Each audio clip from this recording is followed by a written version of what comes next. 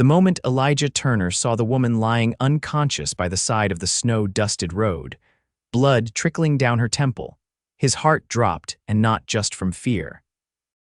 "Daddy, is she dead?" asked little Jonah, peeking out from the backseat of their beat-up Honda Civic, his wide, curious eyes locked on the motionless figure in the ditch. "No, buddy," Elijah said quickly, throwing the car into park and climbing out. "Stay in the car. Lock the doors." His boots crunched over the frozen gravel as he sprinted toward her. His breath fogged the air, every step echoing with urgency. She was curled on her side, her navy coat torn, her heels expensive one missing. Her hands were scraped and her lip was split. "Ma'am," he said, crouching beside her. "Can you hear me?" Her eyelashes fluttered. "Hey, you're okay, don't move just yet," Elijah murmured, gingerly brushing her hair away from her face. Her skin was pale, her cheeks flushed from the cold. She blinked, her eyes disoriented. "My head." "You were in an accident, I think. There's no car around. Can you tell me your name?" She blinked again, slower this time. "Juliette. Juliette. Can't remember my last name," he frowned. "You hit your head. We need to get you checked out." "No hospitals," she said suddenly, trying to sit up. "Please, not yet." "You're bleeding," Elijah said firmly, catching her shoulder. "You can't just—" "I'll be fine," she insisted, but her legs gave out when she tried to stand. "All right." "You're coming with me," he said, lifting her easily into his arms. "Wait, where?" she protested, dazed but conscious. "Somewhere warm and safe." She didn't argue after that. Elijah's house was barely more than a cabin tucked behind a line of pine trees 2 miles off the main road. The heating barely worked and the furniture was secondhand, but it was clean, safe. Home. He laid her gently on the worn leather couch and covered her with a thick flannel blanket. Jonah sat on the floor nearby, hugging his knees, watching her curiously. "Jonah, this is Miss Juliette." "She had an accident," Elijah said. "Can you grab the first aid kit from the bathroom?" The boy nodded and ran off. Juliette winced as she tried to sit up again. "You didn't have to bring me here. I could have. You were passed out in a ditch." "I wasn't going to leave you there." She looked around the cabin. "This is your home." "Yeah, just me and my boy." Jonah returned and handed Elijah the kit. He knelt beside Juliette, cleaning the wound on her forehead. "You're good with this," she muttered, wincing as the alcohol stung. "Used to be a firefighter," he said, taping a bandage across her brow. Before Jonah's mom left, Juliette's eyes flickered. "I'm sorry," he shrugged. "Don't be, we're managing."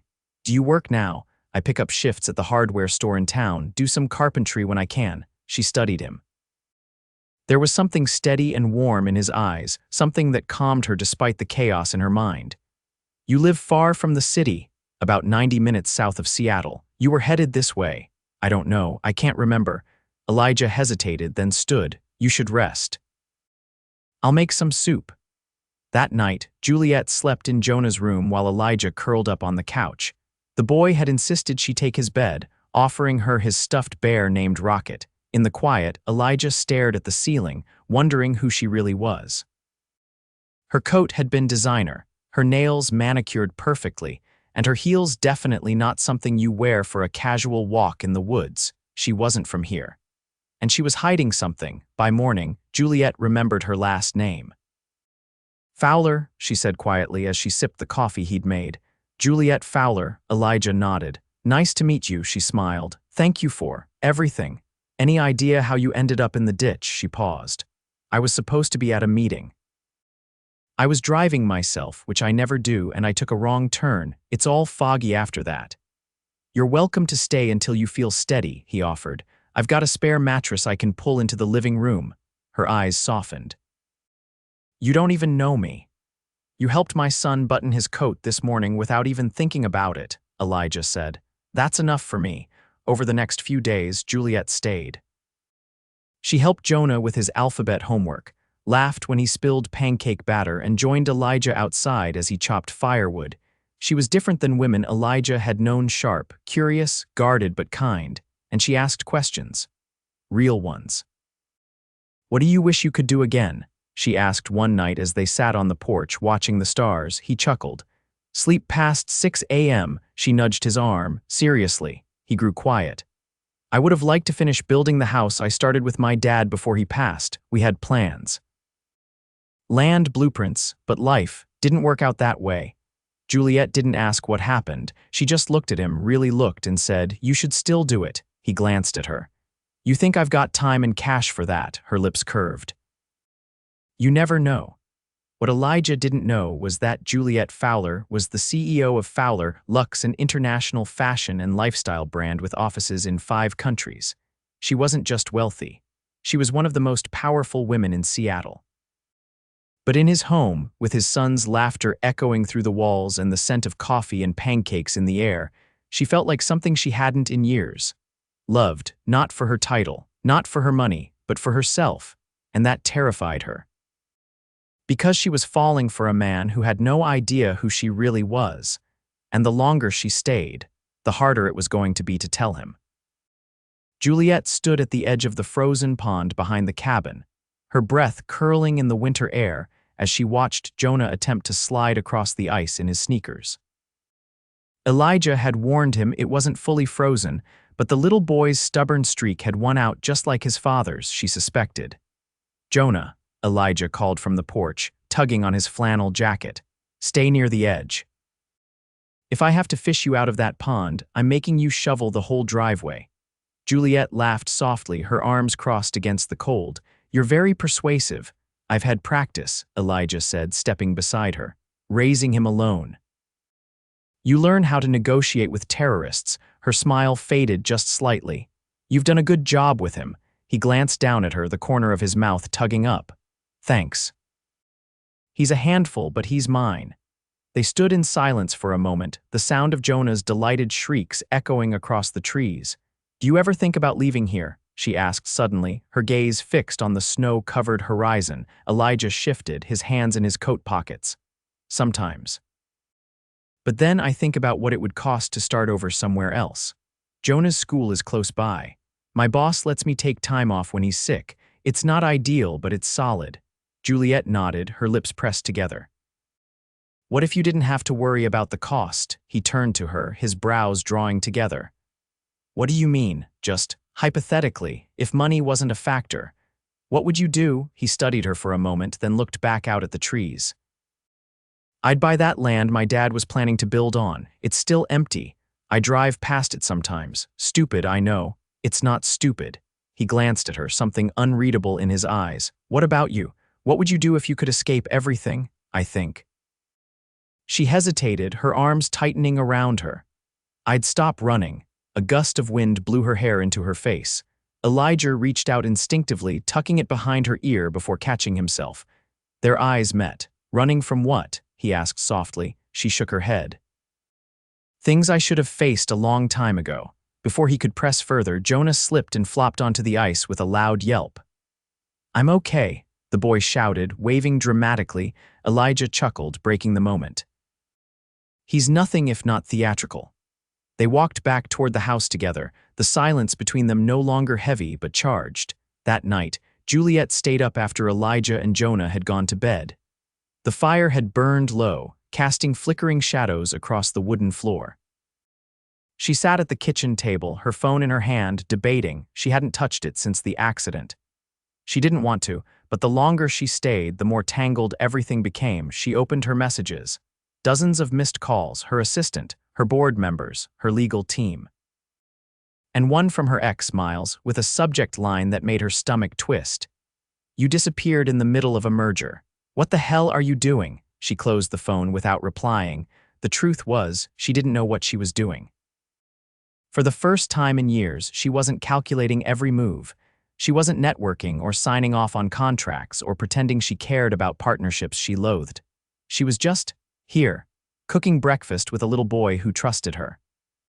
Sitting beside a man with quiet eyes and strong hands, and a voice that made her feel safe. But she couldn't stay hidden forever. The next morning, she stepped outside to find Elijah repairing the porch railing with a hammer and a strip of salvaged wood. His brow was furrowed in concentration, his body moving with practiced ease. "Need a hand?" she asked, pulling her coat tighter. He looked up, surprised. "You know how to use a hammer? I've negotiated billion-dollar deals. I'm sure I can figure it out." He handed her a nail. "All right then, CEO.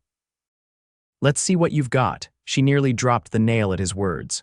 What did you say? Just teasing, he said, not noticing the flicker in her eyes. You act like a boss, confident, sharp. It's a compliment. She forced a smile. Right.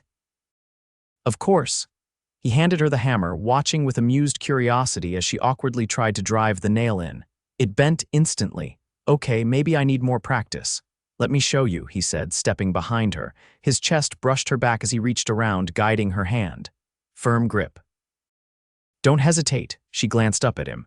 He was closer than she realized, his breath warm against her temple. The air between them thickened, their eyes met again. This time neither of them looked away.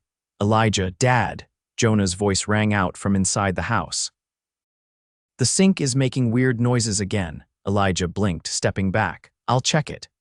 Juliette watched him go, her heart thudding too hard for something that hadn't even happened. Later that afternoon, she wandered into town while Elijah took Jonah to a birthday party. She needed space. And answers. Downtown was quaint. One Main Street, a cafe, a bakery, and a hardware shop with hand-painted signs. She slipped into the coffee shop and ordered something warm, keeping her head down. No makeup. No designer clothes, no entourage. She doubted anyone recognized her. That was the point. But as she sat by the window, sipping her latte and watching the snow fall, a man in a tailored coat stepped through the door and froze when he saw her. Juliette, he said, his voice low but sharp. She looked up, her stomach dropping. Miles. He approached slowly. You've got to be kidding me. You're hiding out in a logging town. I'm not hiding. You vanished. In the middle of the Fowler-Merrick merger, our legal team's been scrambling for days. You didn't even tell your board I needed time. Time, Miles laughed bitterly. You're CEO. You don't get time, she stood, her voice calm but firm. I do now, he narrowed his eyes. Is this about that guy? She didn't answer. Miles scoffed. So what? You're playing house with some blue-collar handyman and his kid. This is beneath you. She stepped closer, her eyes like steel. Don't ever talk about him like that again. Miles's expression shifted. You've lost it, Juliette. When the press finds out you disappeared into the woods with some nobody, I'll handle it. You're destroying your reputation. She tilted her head. Maybe that's exactly what needs to happen. Without another word, she walked past him and out into the snow. When she returned to the cabin, Elijah was seated on the edge of the couch, drying Jonah's damp mittens by the fire. He looked up, sensing something in her expression. You okay? He asked gently. She hesitated, then nodded. Yeah, just needed a walk. He didn't press, but she could feel the question in his silence. That night, as Jonah snored softly in the next room, Juliette stood on the porch, her arms wrapped around herself. Snowflakes drifted down, catching in her hair. The door creaked open behind her. Elijah stepped out, holding 2 mugs. Hot cider, he said. Figured you could use something warm. She took it from him, their fingers brushing. Thank you. They stood in silence, the world hushed around them. Finally, she turned to him. I need to tell you something. His jaw tightened slightly. Is this about why you were in that ditch? She nodded. Part of it. He waited, patient but braced. I haven't been honest about who I am. About what I left behind. He looked at her, his expression unreadable. Then tell me the truth. She took a breath, her heart pounding. I'm Juliette Fowler, CEO of Fowler Lux. He blinked. She continued. I run a global company. I've spent the last 15 years building it. I was on my way to a merger meeting when I crashed. I didn't want anyone to find me, not yet. Elijah stared at her, silent. I didn't plan this, she said, her voice cracking. I didn't plan you or Jonah or this place, but everything that's felt real in my life these past few weeks has been here, he exhaled slowly. You're a billionaire. I am. He let out a low breath and leaned against the railing. Well, that explains the heels in a snowstorm. She laughed, startled. He looked at her again, more carefully now. You lied, he said quietly. I didn't mean to, I didn't know how to be anyone else around you, and I didn't want to be her. Not here. He nodded once, slowly. I need time. I understand. But as he walked back inside without another word, she knew she hadn't just complicated everything, she'd broken something delicate. And she wasn't sure how to put it back together. Elijah didn't say a word the next morning. Not when he brought Juliette her coffee, not when she softly said thank you, and not when Jonah asked if she was still coming to the winter festival with them that afternoon. He just nodded, quiet and unreadable, his eyes distant in a way that made her stomach twist. Juliette helped Jonah button his coat, her hands trembling as she fumbled with the zipper. "You excited for the hayrides?" "Yeah," Jonah said, grinning. "I want to try the snow maze too." "It's supposed to be huge this year." "That sounds like a blast." He tilted his head, narrowing his eyes like he was trying to figure out something only a child would dare ask aloud. "Are you and Dad mad at each other?" Juliette paused. "No, sweetheart, we're just figuring some things out." "Okay." She kissed the top of his head, her lips brushing his knit hat. Nothing about this felt okay, but she couldn't tell Jonah that. Couldn't explain that she hadn't slept all night, that Elijah's silence had felt like a lock turning on a door she didn't know she'd been inside. They drove into town in tense silence. Jonah sang along to the radio in the backseat, oblivious, while Juliette stared out the passenger window, her fingers knotted in her lap. Elijah's hands stayed steady on the wheel, his jaw set. The winter festival had transformed the town square into a snow-covered village of lights, laughter, and makeshift stalls. Children ran between booths with candy canes and cocoa, and a brass quartet played carols from a wooden stage near the gazebo. Juliette tried to keep pace with Jonah as he darted toward the snow maze, but her gaze kept flicking back to Elijah, who remained a few steps behind, his eyes never quite meeting hers. "You coming in?" she asked, standing at the maze entrance. "I'll wait out here." She didn't argue. She just followed Jonah into the maze, her boots crunching over packed snow, her breath tight in her chest.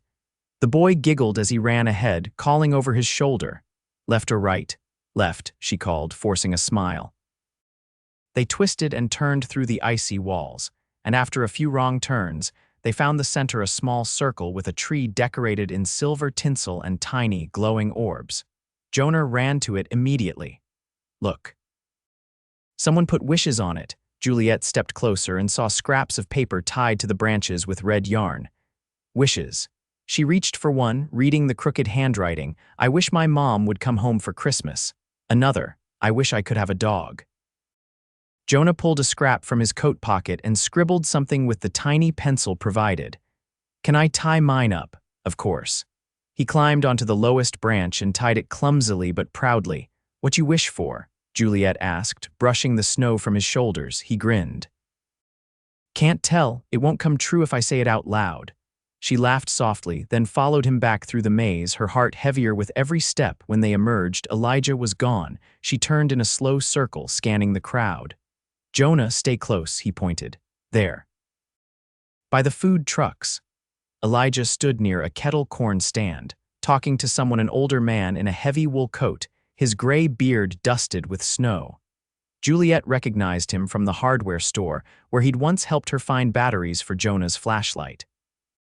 She approached slowly, catching the tail end of their conversation.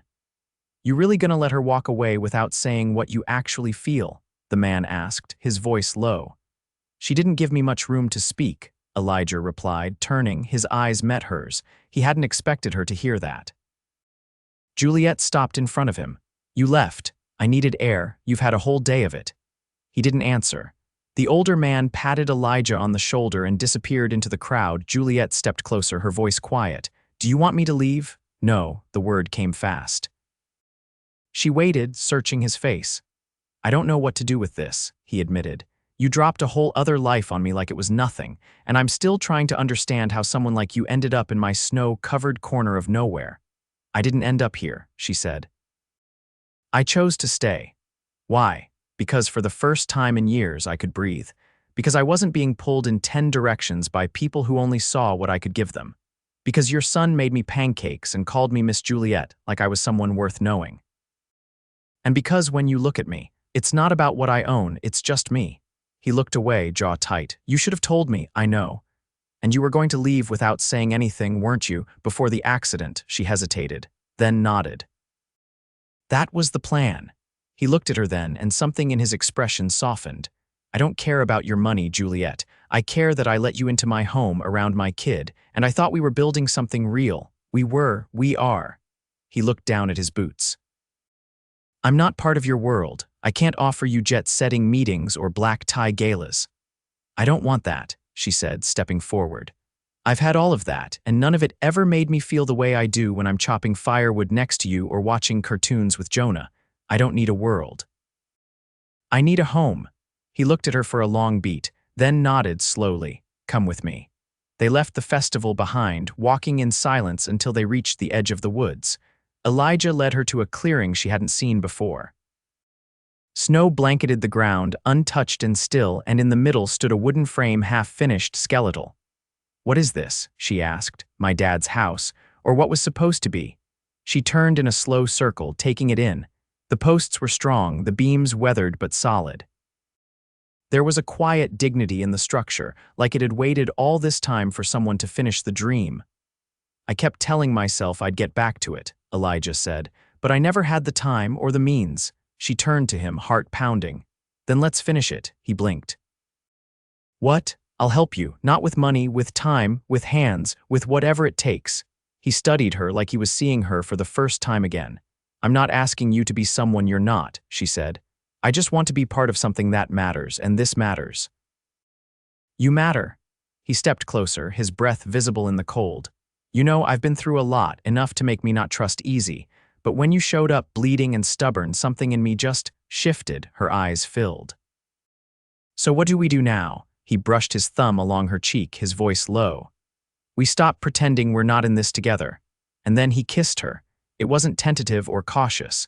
It was real, grounded and warm and full of everything they hadn't said. His arms wrapped around her as the snow fell gently around them, the half-built house standing witness to something whole. When they pulled apart, he rested his forehead against hers. Juliette Fowler, he said steadily, you are the most unexpected thing that's ever happened to me. She laughed, breathless. Good unexpected, the best. She looked back at the wooden beams. Let's build it, the house, the life, all of it. He smiled, the kind that reached his eyes. Together, always. The first week of building the house was chaos wrapped in laughter. Elijah had found his old blueprints, dusty but intact, rolled up in a cardboard tube at the back of his closet. He'd unrolled them on the kitchen table, and by the end of the night, Juliette had traced every line with her fingertip like it was a map to something sacred.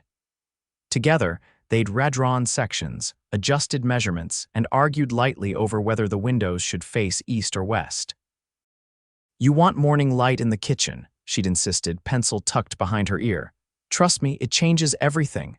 Elijah had raised an eyebrow. You planning to cook? No, she replied, grinning, but I'll make damn good coffee. By day, they dug and measured and framed.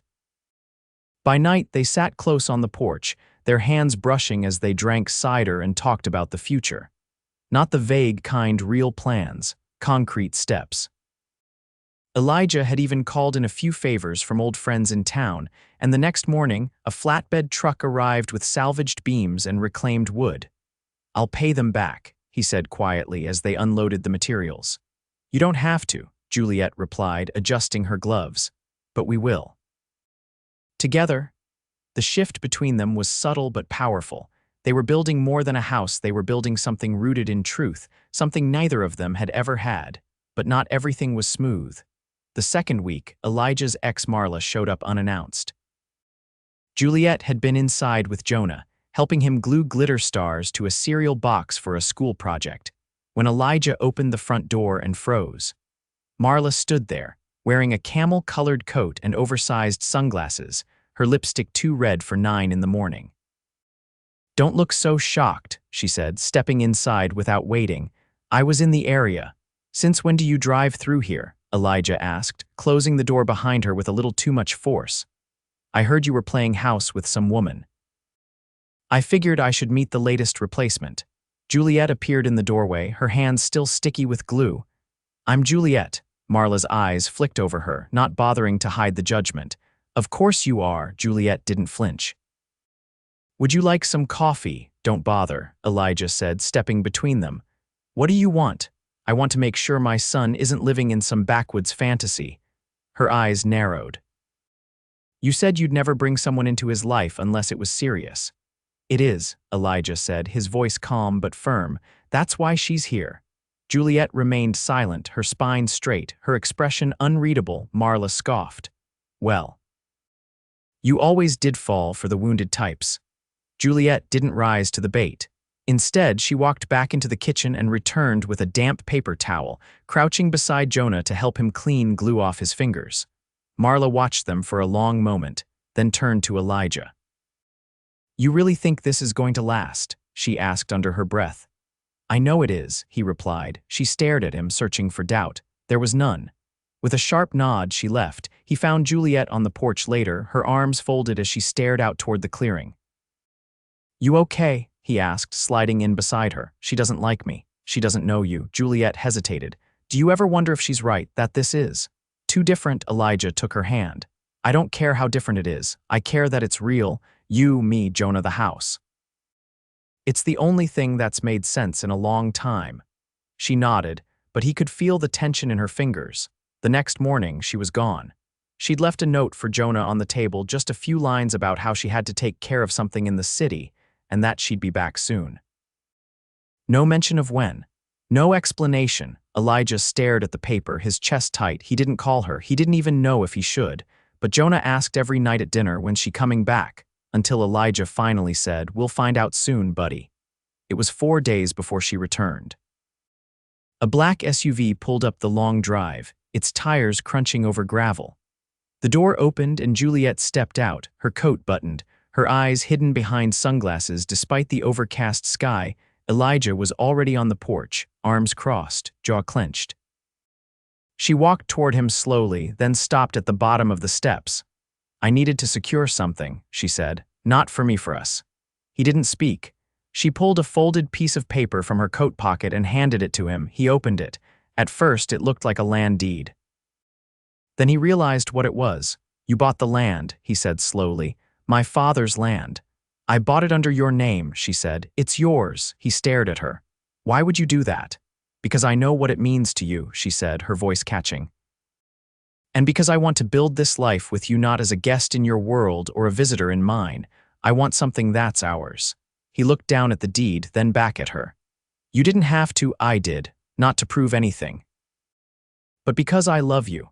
The words landed between them like a match to dry kindling. He stepped down, closing the distance. "Say it again." She reached for him, her hand sliding behind his neck. "I love you, Elijah Turner." He kissed her before she could say anything else, kissed her like every second without her had burned. When they finally pulled apart, he rested his forehead against hers. "I love you too.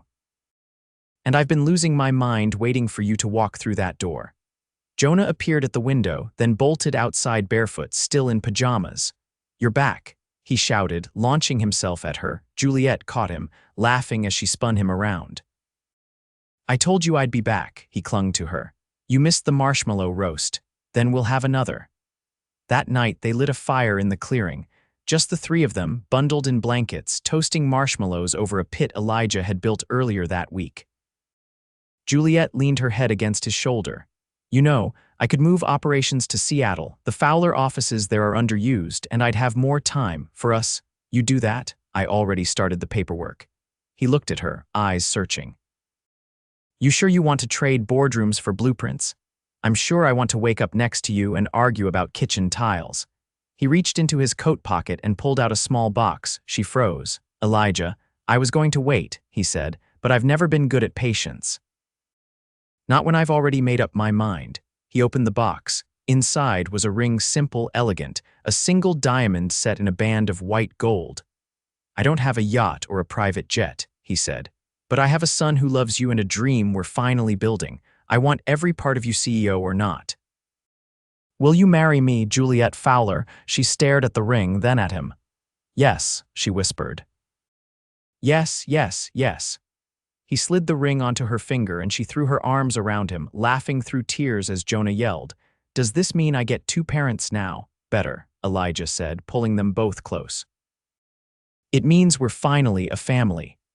The fire crackled behind them, the snow glittering around the half-built frame of their future, and for the first time in their lives, everything felt exactly where it belonged.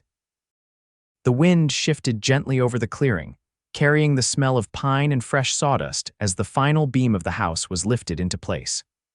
Elijah stood on the ladder, guiding the piece with steady hands while Juliette held the edge below, her boots planted firmly in the snow-packed dirt.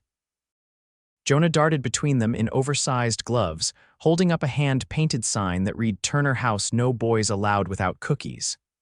"Technically," Juliette said, glancing down at him, "that rule applies to you too, you know." Jonah grinned. "I live here." "I get cookie privileges," Elijah laughed from above. He's got a point. They'd spent the last 3 weeks framing out the bones of the house, and now it stood tall and proud, a true structure, solid, promising. The cleared land around it had been leveled, the foundation poured with the help of a few local volunteers who had shown up with wheelbarrows and jokes. Juliette had organized lunches from the cafe in town, and Elijah had taught her how to use a power drill without stripping the screws. She hadn't broken anything since. Inside the cabin, the engagement ring on her finger caught the early afternoon light as she wiped her hands with a rag. It fit perfectly, not just in size but in truth.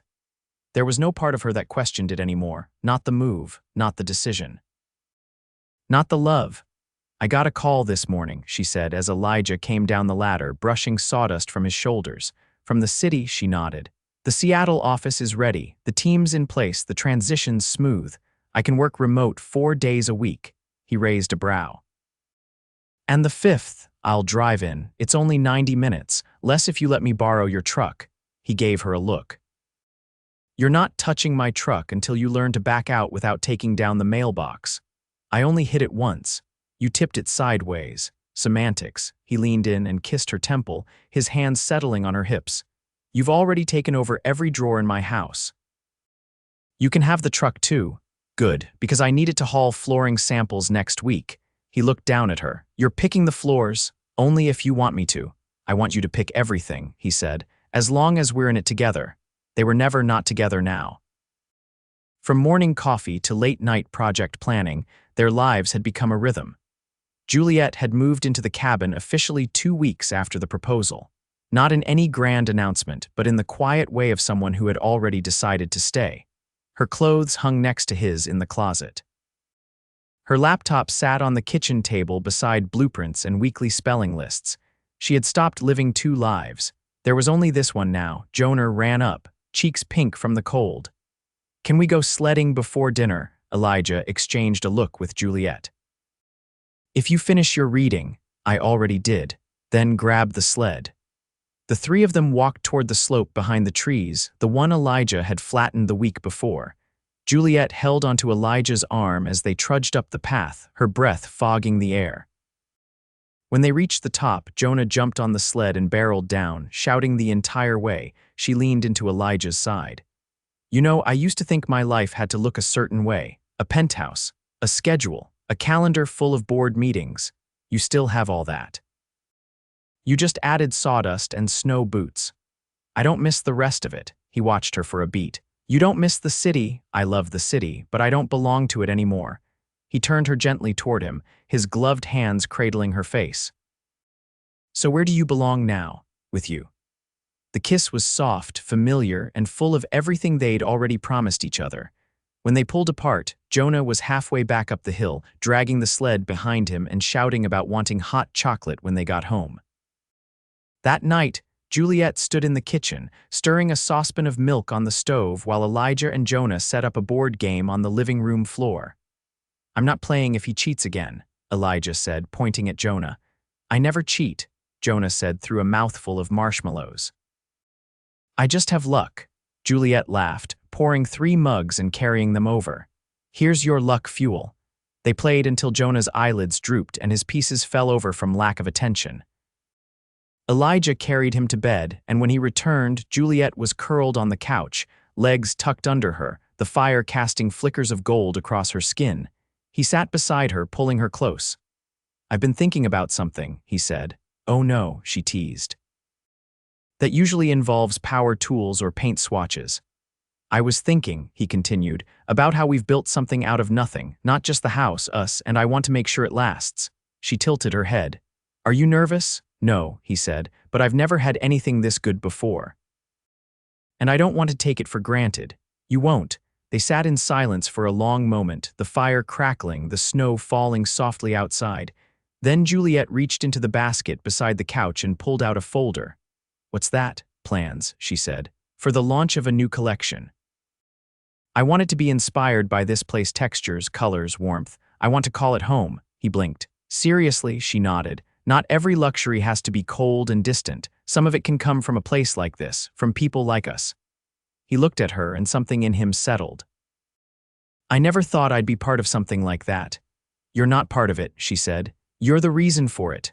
Weeks passed and the house took shape. Walls went up, windows were installed.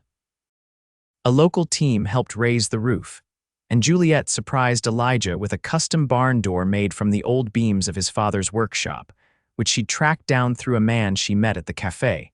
When he saw it, he didn't say a word, just pulled her close and held her for a long time. By the time spring melted the snow, the house was finished. They moved in with Jonah on a warm Saturday morning, lugging boxes and laughing over which drawer the silverware should go in. The living room was sunlit and open, with a reading nook Jonah had claimed as his headquarters. The kitchen faced east, just like Juliette had insisted, and every morning they stood at the counter, drinking coffee as the light poured in. On the first night in the new house, they didn't unpack. Instead, they danced barefoot in the living room to an old jazz record Elijah had found in a thrift store.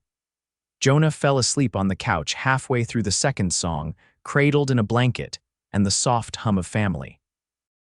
Juliette looked around at the walls they had built, the life they had chosen, and realized she had never been more herself, not on a stage, not in a boardroom, not even in her penthouse. Here, with Elijah's hand in hers and a sleepy child at their feet, she was whole.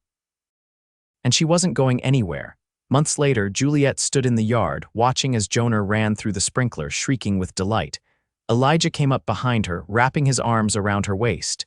You know, he murmured, this is the happiest I've ever been. She leaned back into him.